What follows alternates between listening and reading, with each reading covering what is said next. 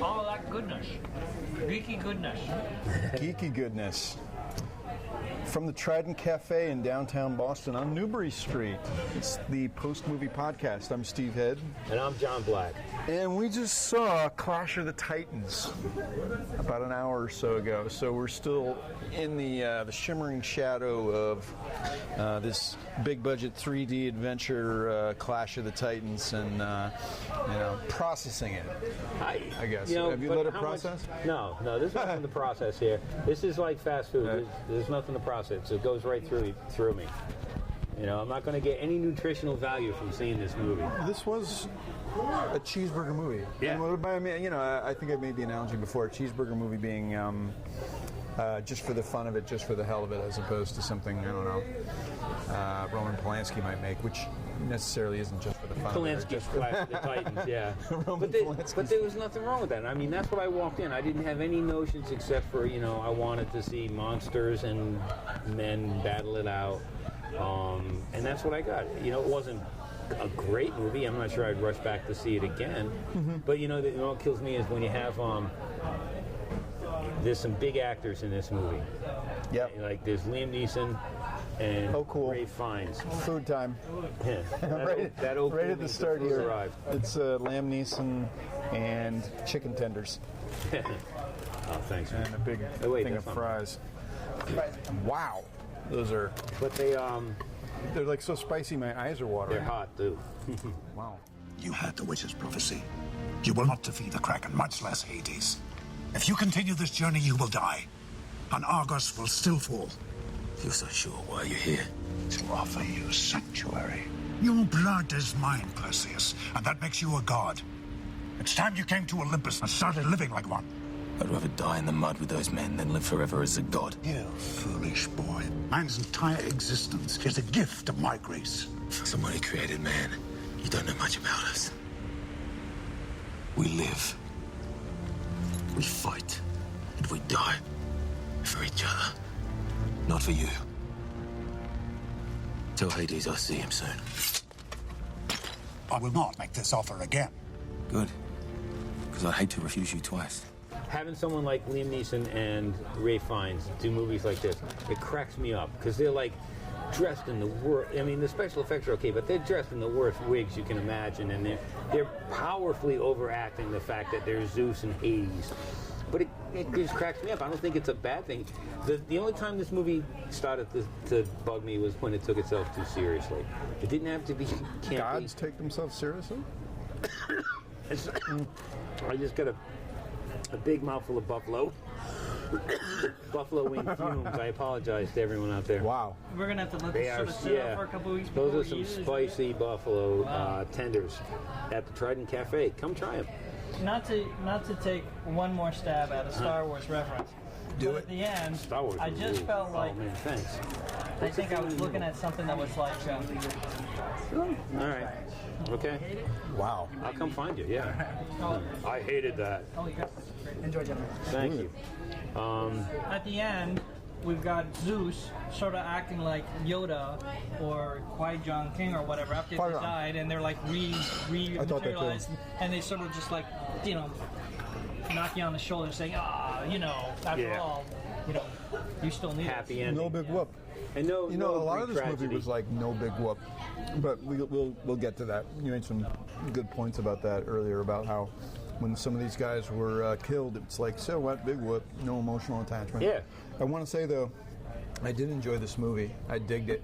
Yeah. And the characters are shallow, but the effects were so damn cool, and I was like, man, I was like entranced. I was entranced. Entramped. I was entranced. How can you not be? I mean, as I said, it's all computer-generated stuff. You know that. I was charmed. Yeah. This Giant movie to me scorpions. was like, it's like dating I can't a wait model. for this. dating a model. It's just It's a model, but she's not really a supermodel. She's a great. model. You can say She's like a hand model. a couple nice things at parties, and we have It some makes you fun. look But good for knowing her. just as shallow as a puddle. Well, But I was charmed, man. I thought it was a damn cool movie. Come all those angry letters from models now. yeah, the models who listen to us can write to, what's the address again, Steve? Postmoviepodcast@gmail.com. Anyone who finds Steve offensive, or his comment, not the man personally, but that Or last if they comment. agree with me. Oh, that's true. Right? What happened? One of the big selling Models are points of shallow. this movie is it's 3D. And talking to some of the reviewers on the way out, just raving about how bad the 3D was. To me, it didn't matter. I mean, I put my glasses aside. You know, like in some 3D, you put your glasses aside, you can't see anything. Yeah. You can see everything in this with the 3D up, because this was all added post-production, right? It's like It was kind of like there were a few scenes in it, like Alice in Wonderland, where you could take your glasses off and they were perfect. It was perfectly fine without the 3D glasses. And there are also some scenes where, you know, they a spear will come at you, or the coin, when they flip the coin into the river Styx, you know, the coin slowly comes at you because, you know, hey, we got 3D. But this was all added post-production because 3D is making a lot of money now. They can charge. There was a thing in the paper that now they're going to charge $17 a ticket for 3D. For 3D? I think it's I heard the Denver. prices were going up. I didn't Yeah, think it was going to be 17. $17. Would you- Crazy. Forget paying Cam. Would you pay $17 to see this movie? No. No way. No way. I'd Even without having seen it and knowing this is the kind of movie I like. You know, it's monsters and, you know, guys and swords. But I wouldn't pay $17 to see any movie. Wow. very true. You all know my take. So maybe I would. But I don't. You know, I was thinking I don't think I'd seen Sam Worthington in anything but 3D until the other day when I saw Terminator. Saw whatever for the first Salvation? time. Yeah. did you like it? Really quickly, I'll just say I got really fed up with the way they talk. Everybody talks like this. Well, yeah. And that's what Sam end of the Worthington world. does in this one. He's a mumbler. You know, I kept listening like, what's he saying now? Oh, yeah. What's he saying now? Okay. But then they've got, Ray Fiennes has made the acting decision that Hades is a horse whisperer, too. Brother, it is time for the mortals to pay. My child waits to do your will. H-O-A-R-S-E. You know, he's like, oh, Hades. It's like, come on, the King of the Dead should be loud and obnoxious, not a whisperer. But it's kind of like the same voice he uses for Voldemort. Who's the guy who did Hades in the Disney cartoon about Hercules? Oh, I don't remember. You got me. Disney cartoon about Hercules played Hades. Andy DeVito. James Woods. Very good. He was good. Very good. Great. Yeah. You gotta have that malice in there. There was no malice in there. No, there was, he made great entrances and exits, Yeah, it was good. you know. That was great acting.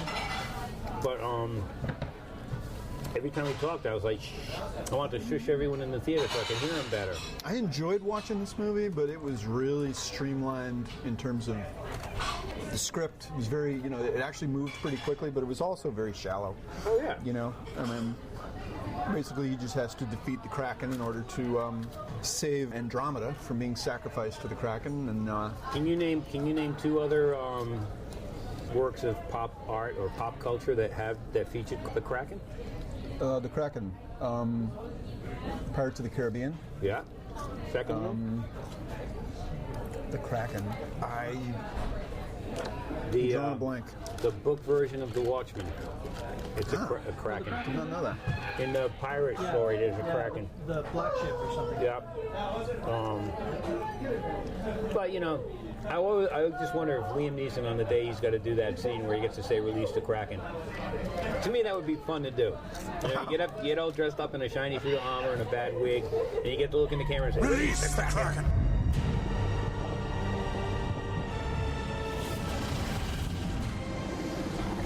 Of course, if he has to do it 75 times because he keeps saying, you know, We all knew it was coming. yeah. And I thought it was totally cool. Oh, yeah. You know, of course, we're getting way ahead of ourselves here. If they had to release the Kraken T-shirt with his face on, I'd buy it in a heartbeat. Yeah, in fact, I would like to look for social situations where you can say that.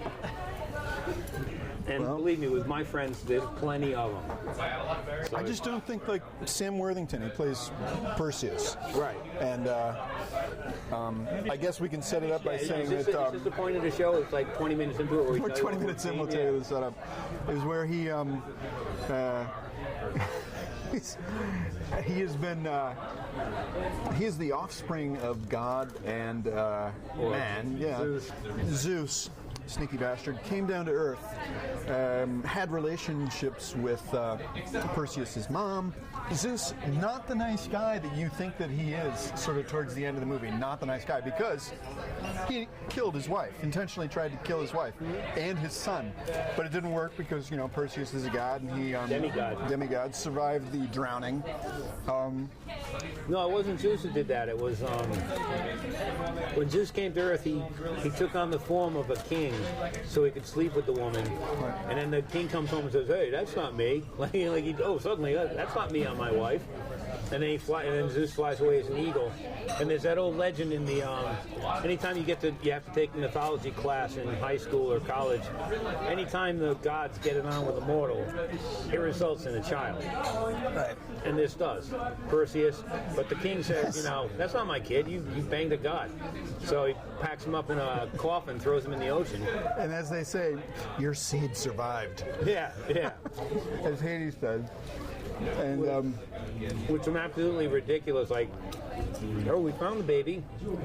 Jump forward to the kid's 6 so he can say something to his dad. And then you jump forward till he's 20, and he's a fisherman. Percy's the fisherman.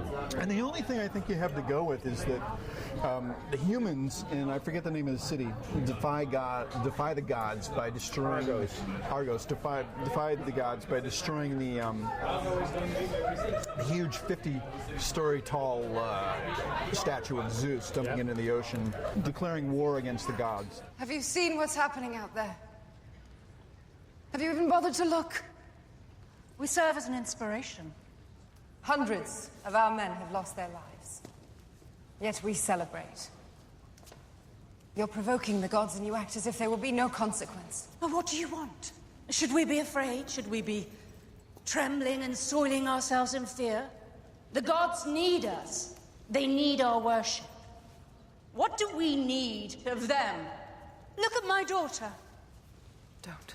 What could be more divine than her face? More beautiful than all the women of Greece? More beautiful than Aphrodite herself? The Olympians should envy her. We are the gods now. And this is where, Hades unleashes his business upon everybody to, gives them about a week. These are to get their act together because the Kraken's coming. These are the gods, but they're so petty. They're like, well, people don't pray to us anymore, so we were upset. They got to figure out a way to defeat the Kraken. So Perseus, this new guy in the city, has to put together this team of cracked marauders to go out and try to find a way to destroy the Kraken. A ragtag bunch of military guys, including something that was charcoal and wood or something, some creature that's, there was some explanation of why they've got this creature walking around. He's like a Wookiee, but he's made of wood. Right, he's a Woody. Yeah. So then they have to go up against this guy that Hades sends out, that he's infused with, it's really powerful evil venom, something like that. Anyway, well, it's the king. His very blood, his very blood creates scorpions, these spider-like scorpions. Giant scorpions, which were so cool. That was a crazy cool fight scenes with the scorpions. That was cool. That was like, holy shit. But I think our producer Paul made a good point where the when it's in 3D, sometimes the action gets so intense, and it just can't keep up with what's on the screen, the 3D effects, because it gets blurry, it gets too, the very blurry, very busy, too fast. Yeah, it's a lot of work for the eyes. And and it's funny you said that because see, you're working anyways because the 3D process is splitting apart the images, and your eyes used to seeing a single image, but subconsciously your mind, your eyes, has to put these things. Yeah, it has to put them together. So you're working your eyes actually, but with all the motion on the screen, that really kind of amps things up, and it can be a tiring experience for people. Well, that's when I really noticed it was that at one point to figure out how to kill the Kraken, Perseus borrows a page from Macbeth and goes to talk to 3 witches. And yes, that was also cool. The witches have giant eyeballs in their hands, which was cracking me up. But the witches and Perseus and the soldiers stopped fighting, and for a minute there, I had no idea what was going on until suddenly Perseus is standing going, "I got your eye." He yanked out. Did you guys see it? Did you see him actually yank out the eye from the woman's? It all happened so fast that I know that they edited this movie for pace. And you got to keep things going and keep things moving. But what was sacrificed was, character development. Oh God! Like where did these people come from? Why do we even care about them? Yeah, sure, it looks great, but okay, 3 witches. We're going to get some information here on how to defeat the Kraken. But what did we know prior to this scene that was going to lead these guys to this rock formation hand where the witches live? Yeah. It's just nothing. It's just no the whole script is exposition. There's no character here. It's just like, you need a crazy religious guy to give the people's point of view. And you need this to move the script forward. That's all there are. Why do they have so shallow? It looks so cool. Why did the 2 hunter guys show up? That was completely absurd. Okay, when Perseus is putting together his ragtag group of guys to leave Argos, some of these guys just in a 30-second conversation, they're like, "We know how to kill these things. We know how to slay a giant scorpion. We know how to kill a hare. We know how to slice the right arteries to kill this creature," whatever. And they're like, "Fine, done." Yeah. These guys were just hanging out waiting for the assignment. They could have been like some spy or whatever. There was no whatever. They should have. That's what I thought. It was like they were supposed to be comic relief, and they weren't the least bit funny. No, it's the other guy. The one guy. The shorter guy. Who is it? Which guy? No, the two expert killers. Yeah, but the one old guy who had the only intentionally funny lines in the whole thing. Yeah. But even then, I think there are 2 laughs in the movie. One of them has to do with a musical instrument. Right. But even they felt like they were added like after the fact because the pacing of the movie is so frantic, and then it kind of stops, and this guy does something funny, and then it picks up again right away. Not that I had a problem with that, but it was just like, okay, that was something that just wasn't. Who directed this? Louis Lederer. Oh, what else has he done? I think he did Transporter 2, The Incredible Hulk. Recently, he's a sort of a protege of. He came up through the Luc Besson school. All right. French. I interviewed him for. God, what did I interview him for? Was it Transporter 2? I forget. These things all melt together. Yeah. I had to. No. He directed Danny the Dog. Did what? Danny the Dog. Known also, a.k.a. as, oh God, what was that Jet Li film? Unleashed. Yeah. Okay. That's called Danny the Dog? In Europe, yeah. Did you see it in Europe? No, but you take the movie, you release it here, you call it Unleashed. Danny the Dog doesn't sell here, but Unleashed does. One piece? I'll try one. I'm tempted. No, I think I'm okay. You sure? Yeah. Hey, can I get water? Sure. Thank you very much. I apologize in advance if I start hacking because I'm trying one of the buffalo fingers. Yeah, he went from Unleashed to Transporter 2, then to Incredible Hulk. All right. And this. And obviously the effects in his films have increased exponentially. This is just every frame of it is, effects. So it's a very streamlined story. They leave Argos, they run into Hades' first speed bump, which is the king who's been possessed, which is kind of a neat makeup effect because he's, his head is like split open, but he's like sort of like this invincible warrior. Right. He can take out like 10 guys. It was pretty cool. And then Perseus meets Io, Gemma Atherton, who is she's another demigod, right? She defied the gods at some point and was cursed with immortality, as if Perseus as if that's a curse. My name is Io, Perseus. How do you know me? I've watched you all your life. I guided you to your family. You a god? There are gods and there are men. And there are those of us who are in between. Many years ago, I refused a god's advance. I was cursed with agelessness. It's not much of a curse. I've lived for years watching my loved ones die. I imagine you're sympathetic to that plight.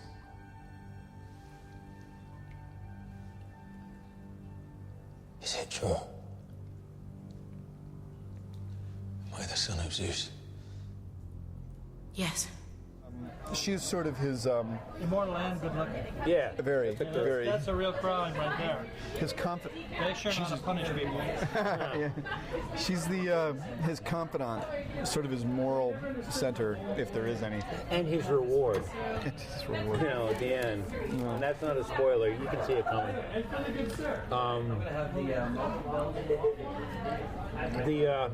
All things kind of lead towards going to Medusa's lair. Yeah. Wherever the hell that is. But they got to get there because apparently, that's the only way to defeat the Kraken is to Medusa is the answer. Stone, yeah. Which again, this Medusa isn't even.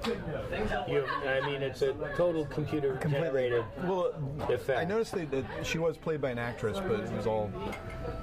She's credited in the credits. Was it Meryl Streep again? Again. She's doing everything. Completely digital. She'll get an award, too. But cool. I mean, the Medusa that was some freaky stuff.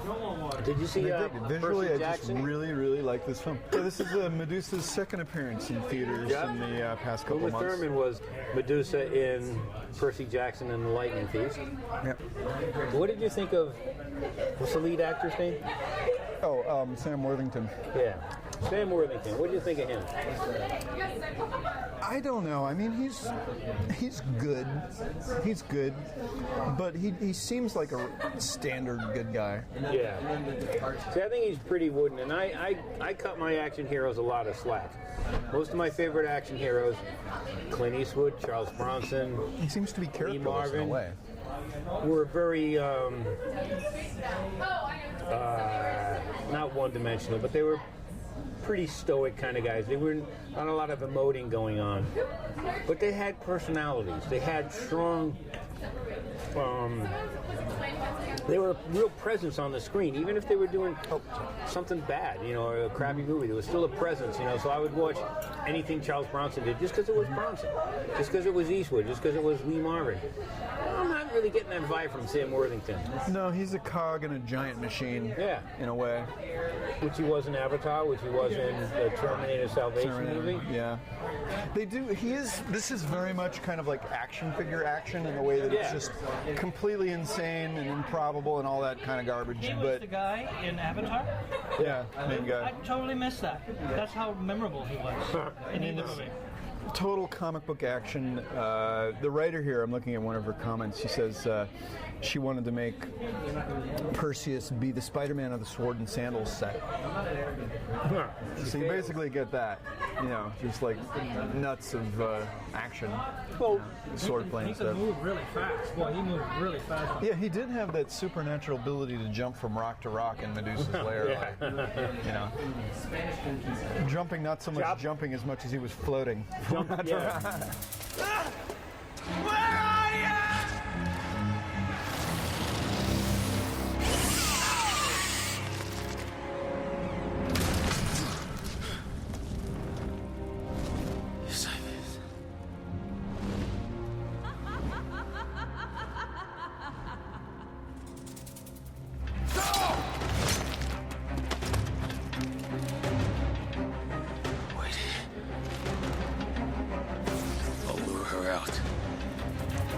Get ready.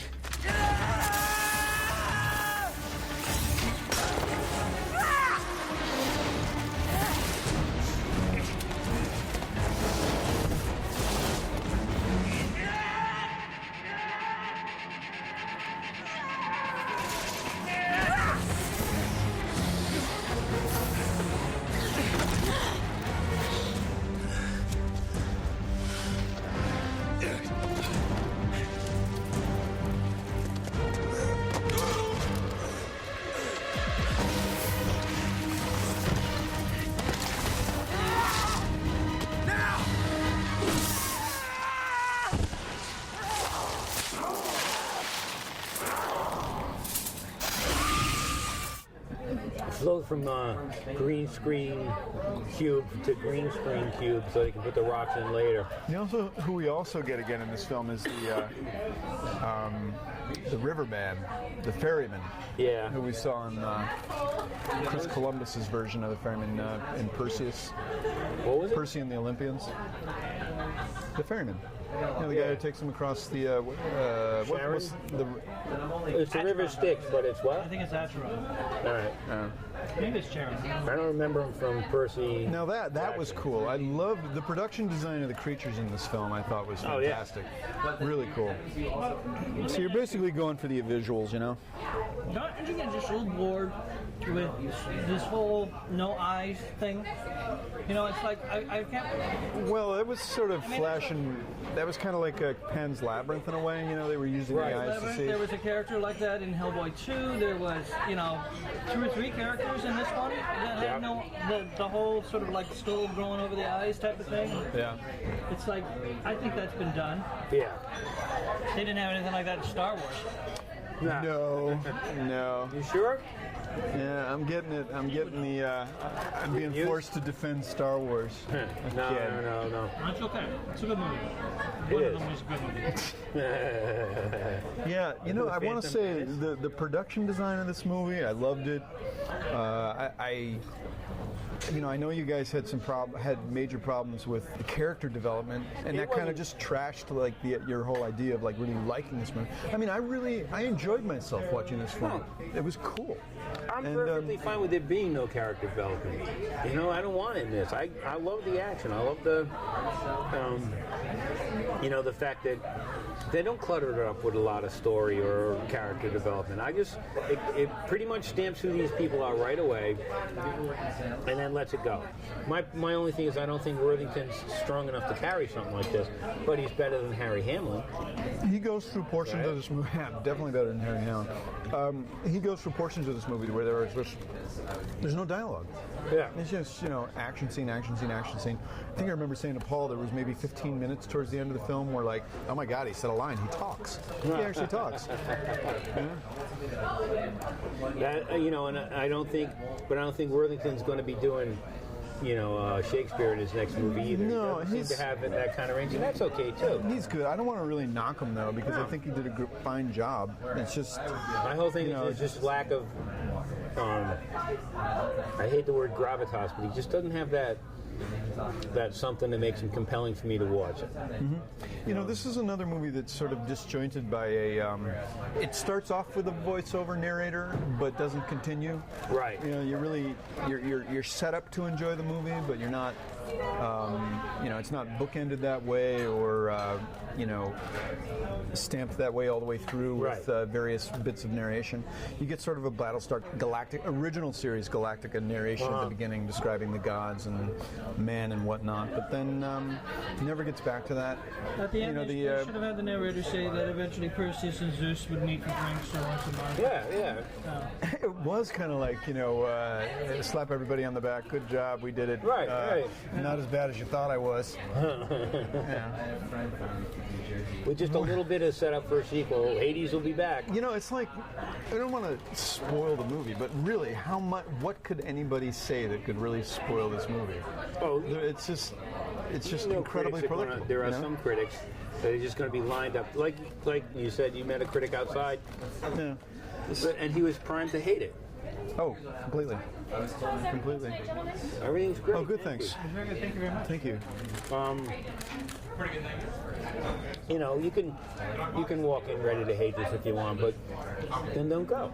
I think a lot of people, a lot of critics, I've said before, walk into movies with some heavy judgments, and it's hard to let these rules go. Mm-hmm. You know, that movies have to fit into, jump through certain hoops, right, in order to like it. And I'm totally guilty of it. You know, but I try to let go of these rules and just like enjoy a film. You know. But well, I would have a lot to complain about this movie, and I confess I did. And I enjoyed parts of it as well.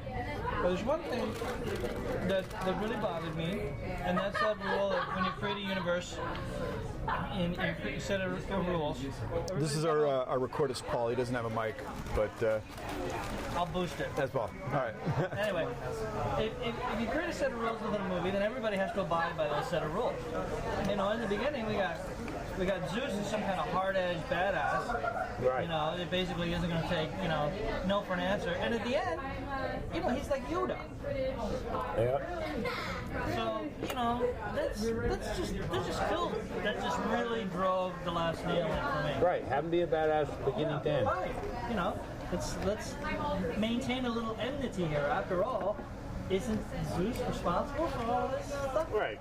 And it's not like there was never a convincing scene that made us think, really fear Hades. He's just uppity. You always kind of felt like, Zeus can get it together, no big whoop. Yeah. Hades not that scared. There's really nothing frightening about this movie at all. There's some cool stuff with the giant scorpions and Medusa, but Zeus is not a heavy. Hades is not a heavy bad guy. He's not going to make you cower in any way. What's it rated? PG-13? It's got to be, right? I don't recall. Probably. Because there's nothing that would make it R. There's some decapitations and whatnot in there, so that gets but they're not real people. You don't count. That's right. Yeah. Characters. The only swear word is when Perseus calls Medusa a bitch, which sounded so funny. That was supposed to be so rousing. Yeah, and it was just kind of like, suddenly, all right, if I go see a movie like this, I don't expect them to speak ancient Greek. Fine, I get it.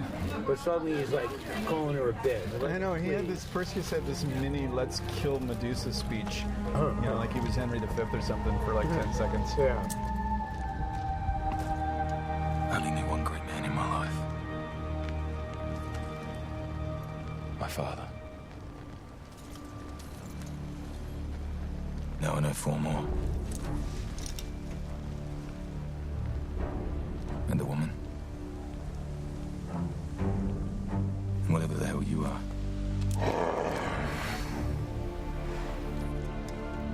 I know we're all afraid. But my father told me, someday, someone was going to have to take a stand. Someday, someone was going to have to say enough. This could be that day. Trust your senses. And don't look this bitch in the eye. Yeah. So, so what? I did enjoy the scene with Perseus and Io in the cabin of the ferryman's boat, where she was teaching him how to prepare to defeat Medusa without actually looking in her eye.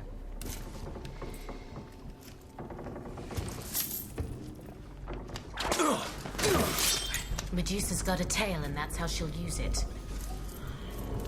Listen. Hear her muscles coil. Smell her skin. Feel her hunger in your gut. Medusa's killed you twice now. Do you think she'll hand you her head? She won't be gracious about it.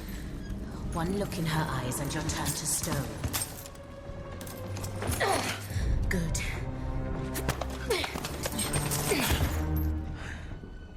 Try not to enjoy this so much. I'm trying to help you live.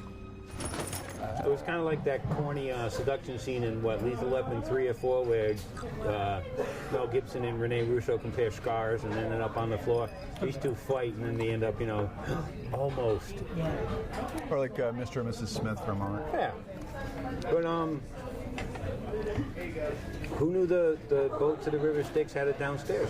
You know, and they present certain rules to you, like right before they get into these situations. Like you don't really get what's going, you know, what is allowed or what is not allowed in Medusa's lair until right before you go there. So, you know, Io can't come with him for particular reasons, or, you know, it's just, these things are just like, it's just, yeah.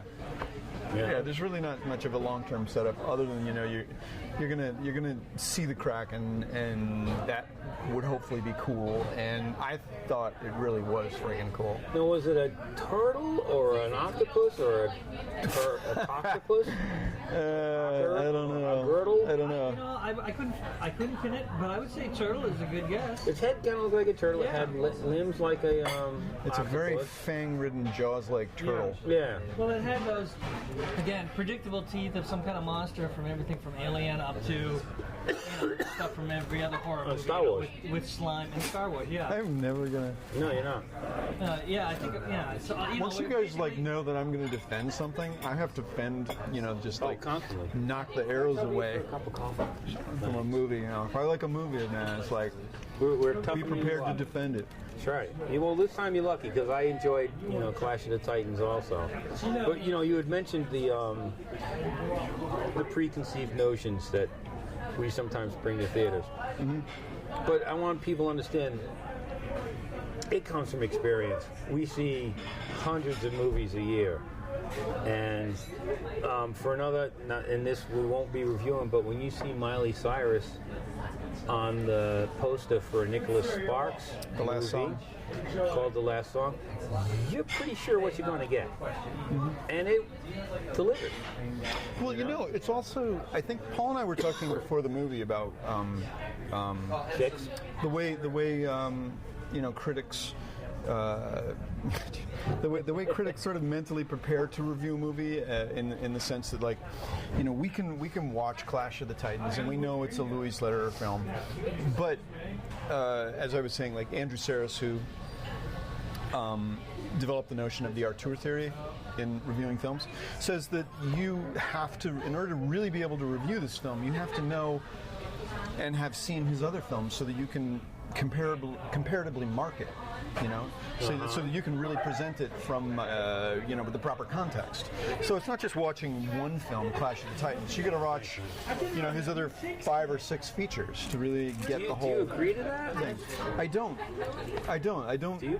necessarily feel like you have to. But isn't the auteur theory imply that there are auteurs, and then there are not auteurs? Not everyone. Yeah, they're craftsmen and they're artists. Well, my point. I mean, so you don't have to expect that from everybody. Right. No, well, some people just, they're not, you can be an auteur, but you can be like a really freaking bad filmmaker.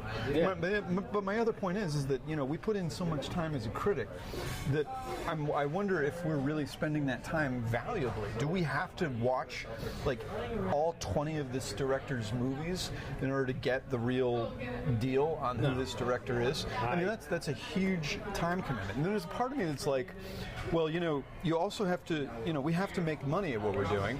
So we do have to sort of, you know, choose movies that will benefit us so that we could tell a story or an interview.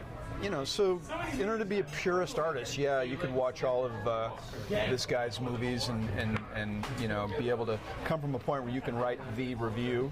But at the same time, you know, maybe it's really not worth it. Because I think if it was painting and you wanted to follow someone's painting career, where it's just a man and a canvas and some oils, fine.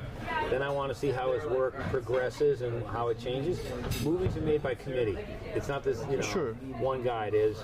This could have been taken out of his hands and made 3D when, you know, when it wasn't 3D. Or there's so many things that happen. And the ticket-buying public who read our reviews or listen to the podcast, they're not going to care that it's, you know, his fifth movie and the first time he's used real actors. Or I should also add that there is, for watching as many movies as we do, you know, there is something to it, because we can for lack of a better way to describe it is we can bring a certain perspective because we have seen these movies. Oh, and, yeah. I'll get invited to screenings, and even if I'm not going to make money off the screening, it's like putting a piece of candy in front of me, as I said to Paul. I mean, I will go see that movie, if I want to see it, and then it just, it's supposed to add it to my, vast knowledge of film, when it comes down to making money off a future review, something like that. But how could you resist the temptation of the Miley Cyrus movie then? You see, well, there you go. If I had to write a piece on Nicholas Sparks, you gotta go in there and watch these movies, or Miley Cyrus. Yeah, and you got to do it. Well, and for this movie, let's say for Clash of the Titans, I didn't really do a lot of research, but we did watch some Ray Harryhausen movies. Ray Harryhausen movies. I watched the original Clash of not the so last listeners one can go back and listen to that episode as we go on about. Right. So I did a little homework. I watched that. Last week I talked about that History Channel DVD about Clash of the Gods. I did a little homework. Why? Not to make myself any more educated to see Clash of the Titans, because I don't think you need to carry a lot of luggage on this trip. You're going. It's got the wow factor. Fine. It's just I like monster movies. I like bad monster movies. The original Clash of the Titans was... But comparatively, film critics are, I think, very egotistical. No. They'll say that you haven't seen all of these films. I'm better doing this because I've seen all these films and have this kind of experience that you can't have. Mm-hmm. So readers have to know that I'm better at or more experienced. I'm the right person to review this thing. Sometimes... Well, things come across that way. The lovely and talented Dan Kimmel, who was a fellow reviewer, I mentioned once that I hadn't seen The Bicycle Thief. And he actually said, "You call yourself a critic and you haven't seen The Bicycle Thief?" And I was like, I don't call myself a critic, but, I haven't seen it. So I Netflixed it, and I went right up to Dan the next time I saw him, and I said, "I want 90 minutes of my life back." I hated that movie. And he was like, "What? How could you hate it? It was a study of neo-fascism in Italy and this year and that." And I was like, none of it meant anything to me. Yes, a movie like that, he said, if I went back and read books and watched all this man's films and got in my hot tub time machine and went back to 1930s Italy and experienced what it was like, I'd understand it. Yeah, but are you an educator? Are you tenured at some college? Do you have the time to go back and watch all these things? Educator? That's what I'm saying. It's like you get paid to write a review for a newspaper, and you have a really good knowledge of movies, from all the other films that you've seen. Uh-huh. Do you have to go back and study it like a professor? No. I mean, I would do this out of love. I love movies, so I will go back and study these things. But to make money at it, do you really have to spend, I don't think so. 20 hours watching movies? At this point, I want to say, well, how would you define what a movie reviewer is then in that regard? I would say that it's somebody who has an informed opinion and then presents it successfully or not successfully based on the force of that opinion and that person's will, basically, how much effort they put into it.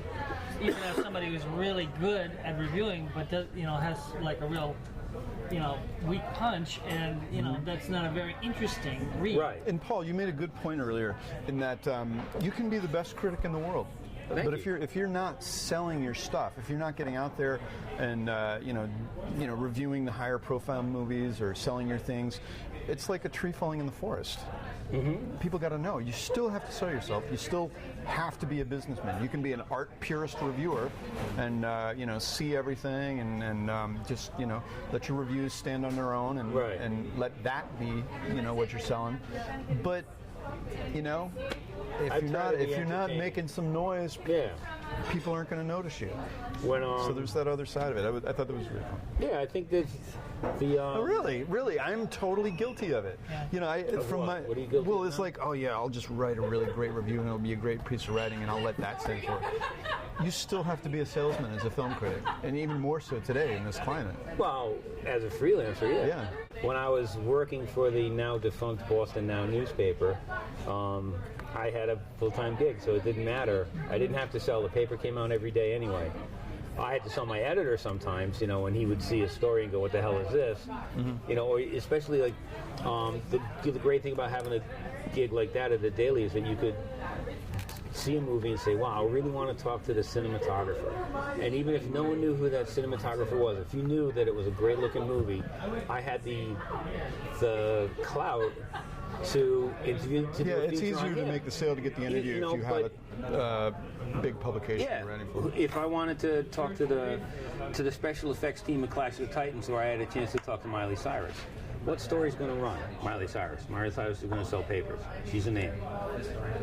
So you always run into that. So you pick and choose your battles. I would always try to. Maybe it wouldn't be in the Friday paper, maybe be in Monday when we weren't running anything anyway. But you always go for those.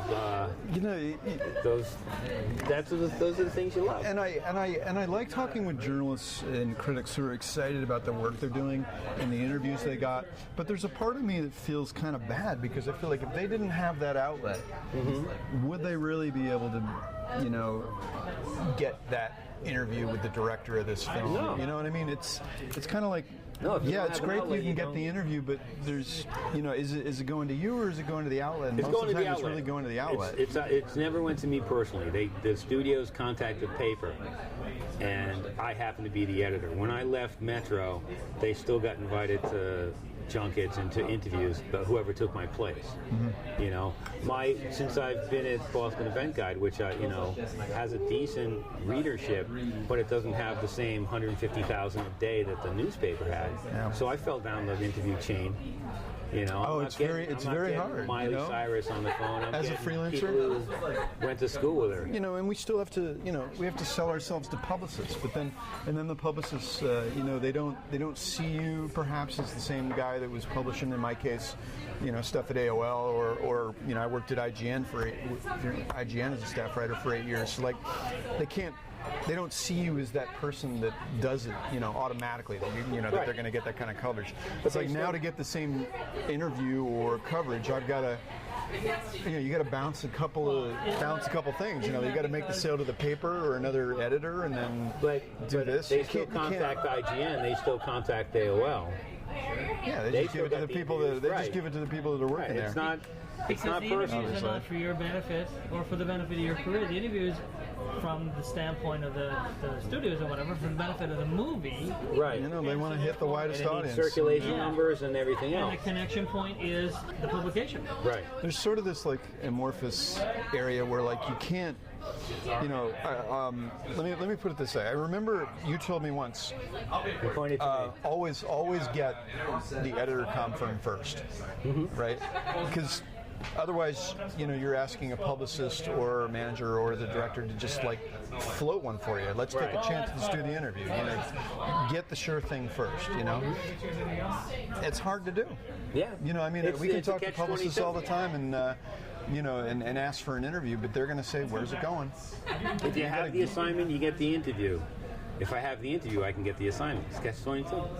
But it's not anything to do with the movie. I think we talked the movie out anyway. Yeah, I think so. Yeah. Would you agree? Yeah. I think so. And I would say to people, it's worth $10. It's not worth anything more than that. It's not worth the $17 they're going to charge you because it's a 3D extravaganza. In fact, man. I think you could have just as much fun if you can find this in a 2D house. I think I would like to see this in 2D. I wouldn't pay $10 for it, but I would like to see that because I think I missed something. Yeah. Where'd they get that eyeball? $17? What the? Yeah. And I tell you, it is a lot better than the earlier one. Yeah. We're done here, I think. I think so. Unless anything else comes up. I'm curious, is there anything decent coming up since we've seen the drag this through the polls? Oh, you know what movie I'm looking forward to? The one that I've already seen. Don't say it. Don't say it. Don't say it, Joe. The one that I can't see it.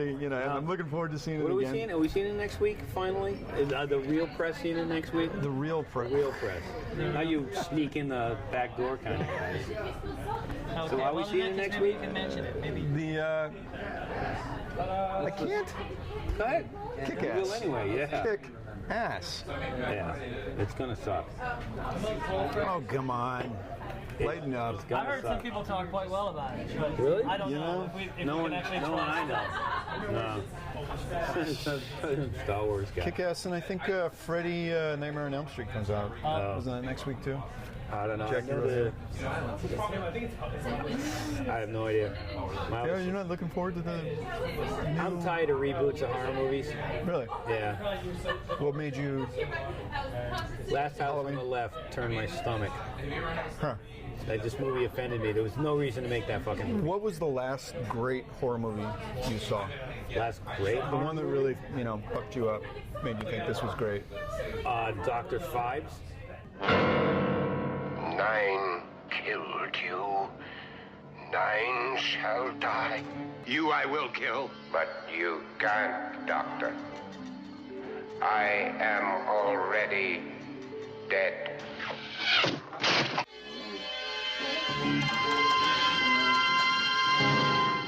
The guitar. The 10 curses visited upon the pharaohs before Exodus. 9 shall die. 9 eternities in doom. Curse of boils, of bats. Frogs? Frogs, yes. Curse of hail in the bloody middle of nowhere. Are you ready for Dr. Phibes? Probably the most terrifying motion picture you'll ever see. Starring Vincent Price back when I was a kid. Fucked me for life. Go that? Yeah. Because it put the hook in me. I loved horror movies after that. You know, it was Vincent Price, who I thought was cool anyway. And then, have you ever seen it? No, I have not. No? I don't think I have. I've seen a bunch of Vincent Price, but not Dr. Yeah, this was, he was a doctor whose wife died in an accident. He was in a car crash. The doctors couldn't save his wife. He was horribly burned beyond recognition, but he came back with like a rubber face, and then he did an ancient Jewish curse to wipe out all the doctors. But the thing that killed me is that at the end, it had Joseph Cotton in it, and at the end, someone punches Vincent Price in the face, and his face falls off, and there's Dr. Phibes, the horribly disfigured Dr. Phibes. This was 71, 72, so I'm like 12 years old. Swing. Love it. I love these kind of movies. You know, I think like everybody's probably got that one movie as a kid that fucks them up for life. Yeah, but I mean in a good way. I had one. I had one that so scared the living shit out of me. Was it a Star Wars movie? No, it was not Star Wars. It was Logan's Run. Godzilla versus the Smog Monster. Out of the polluted waters it came, to become the most fearful menace that ever threatened mankind. Feeding, growing ever more deadly on smog. Only one force dared stand up to its overpowering evil. Godzilla! Will Godzilla, man's friend, be vanquished? More than 1,600 dead have been reported, while other casualties are expected to exceed 30,000.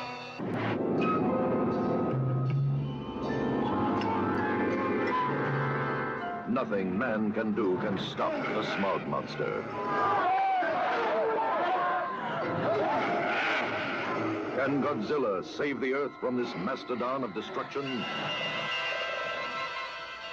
When the Smog Monster hit Tokyo and they had all the cutaways of all the people dying, that was fairly traumatic. I was like, wow. Now, have you seen it since? Or are you still No, I have afraid? not. This was probably at a theater in northern Wisconsin, something like 73, 74. I was when, 7 or 8. Really, he would go off on another tangent. Well, for me, it was Night of the Living Dead. Really?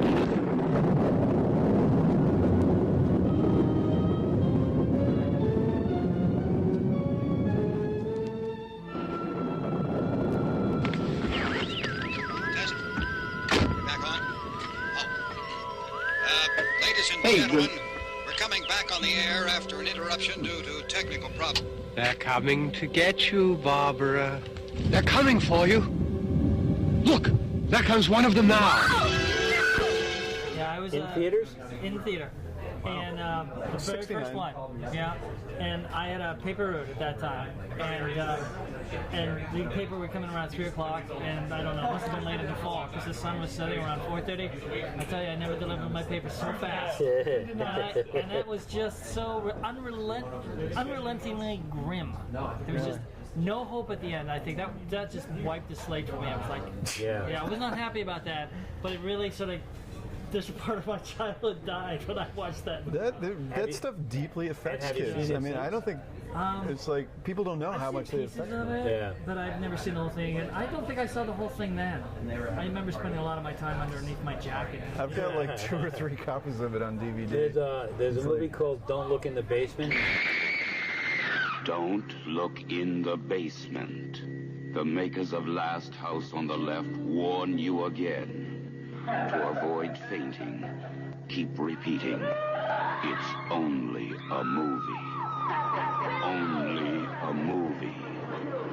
Only a movie. Obviously, from the title, it's not a high quality movie, but it was like the 3rd feature to Driving one year.